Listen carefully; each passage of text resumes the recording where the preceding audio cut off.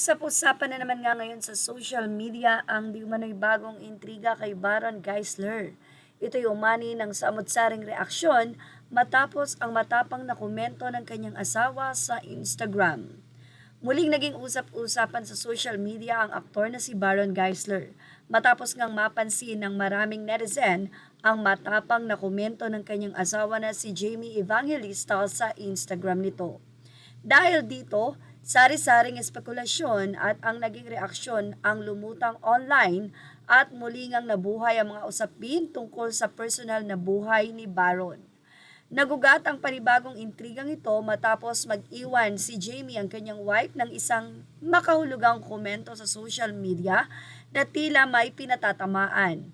Bagamat hindi niya direktang binanggit ang pangalan ng sinuman, marami ang nagbigay ng kani-kanilang interpretasyon sa kanyang mensahe. Dahil dito, mabilis na kumalat ang screenshot ng komento at naging paksa ng diskusyon ng mga netizen sa iba't ibang social media platforms. Hindi ito ang unang pagkakataon na naging sentro ng usap-usapan ng mag-asawa. Sa mga nakaraang buwan, ilang beses na nga rin silang naging laman ng balita dahil na rin sa kanilang personal isyong inilalabas sa social media.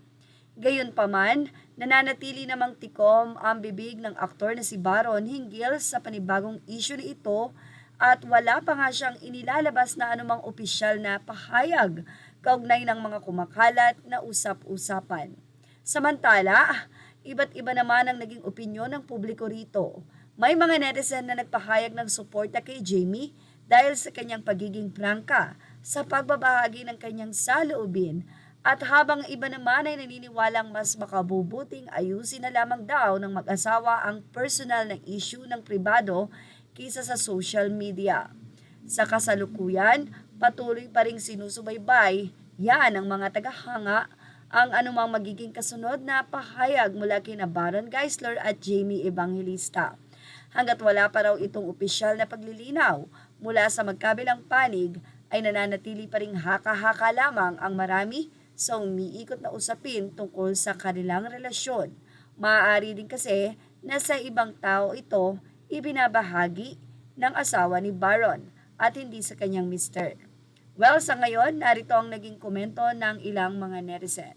Sa inang mga netizen, lahat pwedeng magbagong buhay, anila.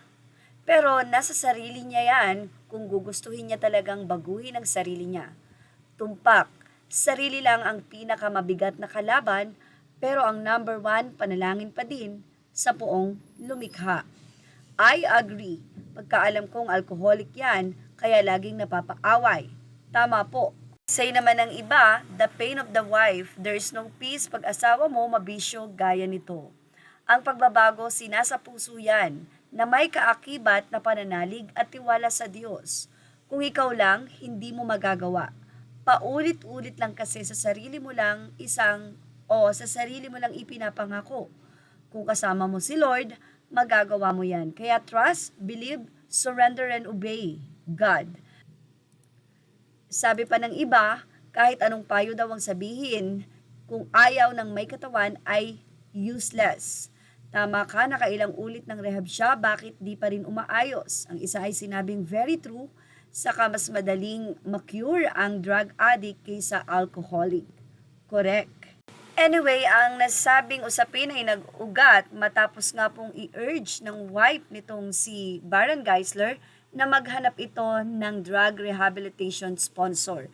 Bagamat hindi naman niya tahasang sinabi ang mensahe sa asawa niya, pero syempre nililink ito ng mga netizen kay Baron. At yan ang ating Showbiz Now update. Images are all credit to the rightful owners. Thank you for watching Showbiz Now.